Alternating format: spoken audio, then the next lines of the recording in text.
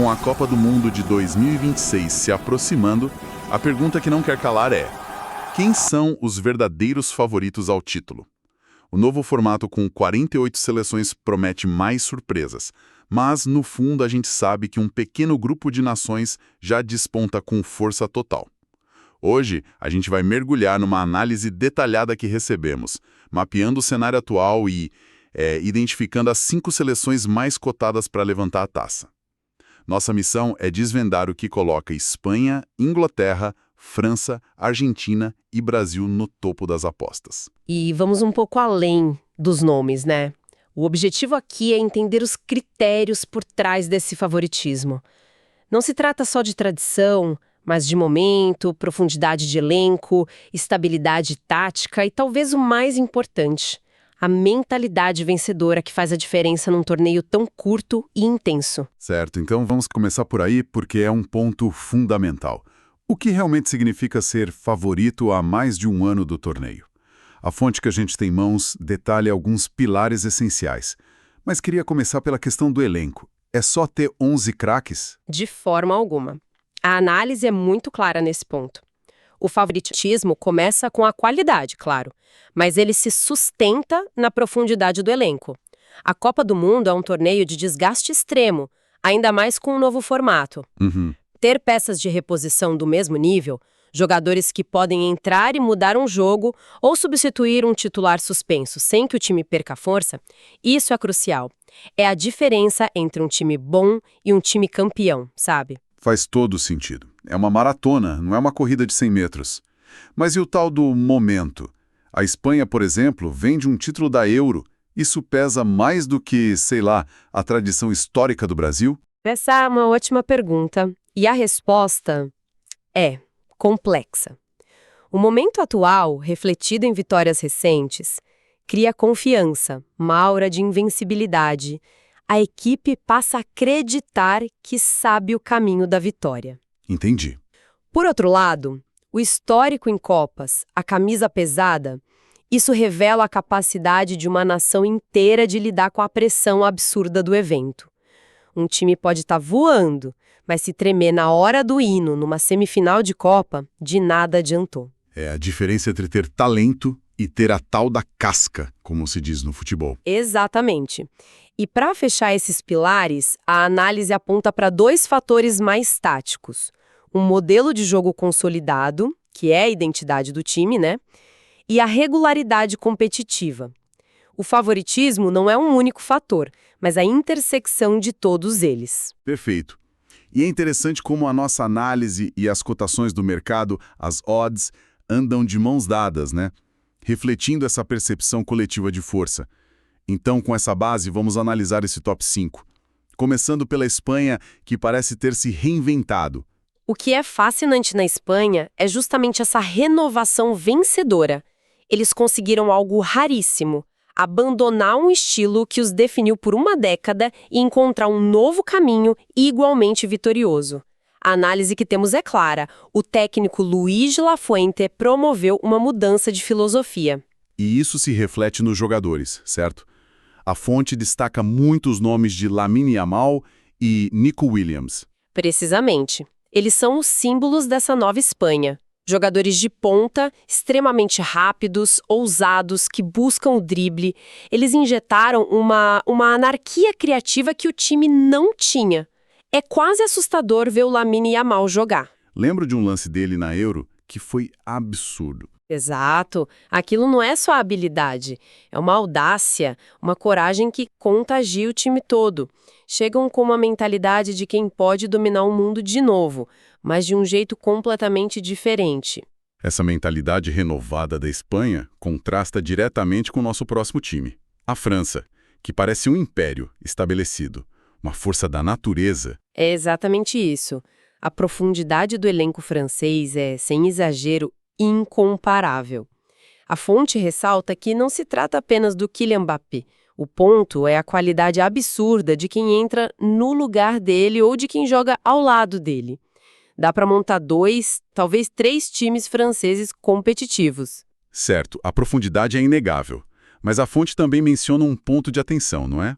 A questão da renovação na liderança. Sem Lloris, sem Varane. Sim, é um risco calculado, mas a experiência de 2 finais de Copa seguidas cria uma cultura de vestiário muito forte. Jogadores como Griezmann assumiram essa liderança. Mas o verdadeiro pilar da França, segundo a análise, é a solidez defensiva. A dupla de zaga com Saliba e Upamecano é fisicamente imponente. Uma muralha. Uma muralha que permite ao ataque, cheio de estrelas, jogar com mais liberdade. A França talvez não seja o time mais empolgante, mas pode ser o mais sólido. E essa solidez nos leva a um time que transformou o coletivo em sua maior estrela, a Argentina. Os atuais campeões parecem ter encontrado uma fórmula que vai muito além da dependência do Messi. Exatamente. O grande trunfo da Argentina, segundo a análise, é o entrosamento do grupo, a famosa escaloneta. Esse apelido representa mais do que um time, representa um estado de espírito, uma confiança inabalável construída em cima de vitórias. Eles têm a casca. E como isso se traduz taticamente? Porque não é só uma questão de união, certo? De forma alguma. Taticamente, a escaloneta é uma equipe extremamente compacta, agressiva na marcação e que sabe sofrer sem a bola. Eles evoluíram de um time que dava bola para o Messi e esperava a mágica, para um time que trabalha incansavelmente para criar o melhor ambiente para que o Messi possa decidir. Entendi. Essa mentalidade coletiva da Argentina nos leva a um caso quase oposto, a Inglaterra. Lá o que não faltam são estrelas individuais de primeiríssima linha. Bellingham, Foden, Kane. Mas a grande questão é se eles conseguem virar um coletivo campeão.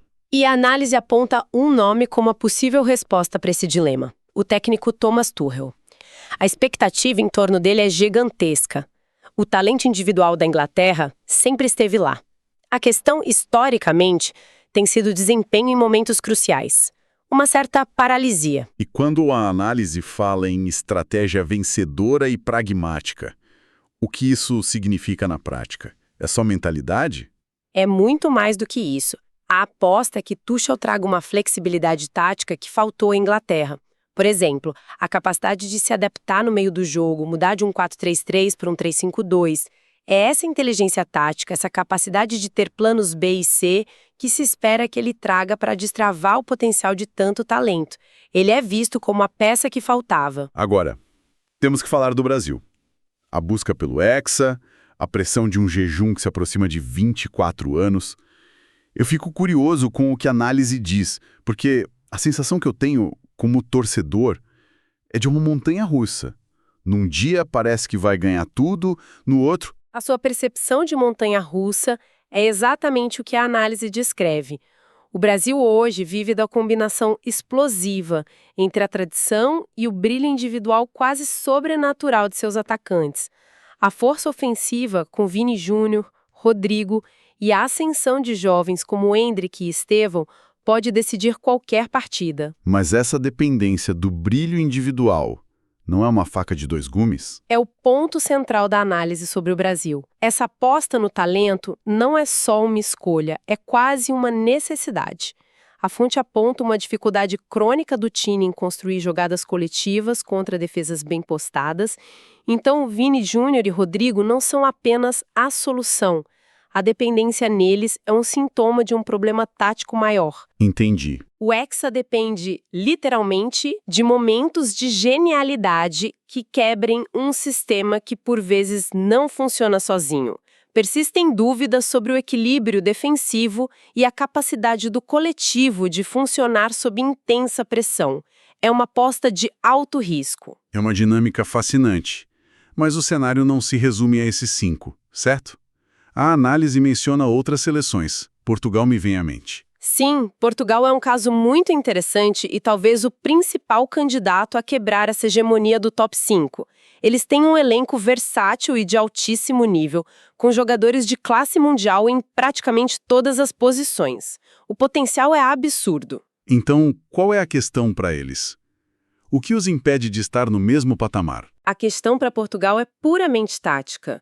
Se o técnico conseguir montar um coletivo que potencialize todo esse talento, transformando um grupo de estrelas em uma equipe coesa, eles se tornam uma ameaça real a qualquer um dos favoritos. O desafio é fazer a engrenagem coletiva funcionar. Entendi. O potencial está todo lá. E é fundamental lembrar que todo esse cenário que a gente discutiu é dinâmico. Uma lesão de um jogador-chave. Imagine se a Inglaterra perde o Declan Rice um mês antes da Copa. Toda a estrutura de meio-campo pode desmoronar. Até o sorteio dos grupos e o caminho no mata-mata podem favorecer ou destruir as chances de uma seleção. Nada, absolutamente nada, está escrito em pedra. Então, resumindo, temos um grupo de favoritos tradicionais, mas cada um com seus trunfos e desafios. A Espanha, com sua renovação, a França com a profundidade, a Argentina com a mentalidade campeã, a Inglaterra com a esperança em Tuchel e o Brasil apostando no talento. Isso nos leva a uma reflexão final, especialmente considerando o novo formato. Com 48 seleções, teremos mais jogos de mata-mata, uma maratona ainda mais longa. Isso levanta uma questão que a nossa análise sugere. Será que a capacidade de resistir ao desgaste físico e mental, junto com o fator sorte, se tornarão mais importantes que o favoritismo técnico? A Copa de 2026 pode acabar sendo vencida mais pela resiliência do que puramente pela genialidade. Uma ótima questão para se pensar. A taça pode ir para quem for mais resistente e não necessariamente para quem for tecnicamente melhor. Essa questão da resiliência é a que vai marcar a Copa, com certeza. E para mais análises que também marcam, não se esqueça de se inscrever aqui no canal Sports Pulse. Curta o vídeo e, claro, deixe seu comentário com a sua opinião. Depois de tudo isso, quem é o seu grande favorito ao título? Compartilhe com outros fãs de futebol e até a próxima!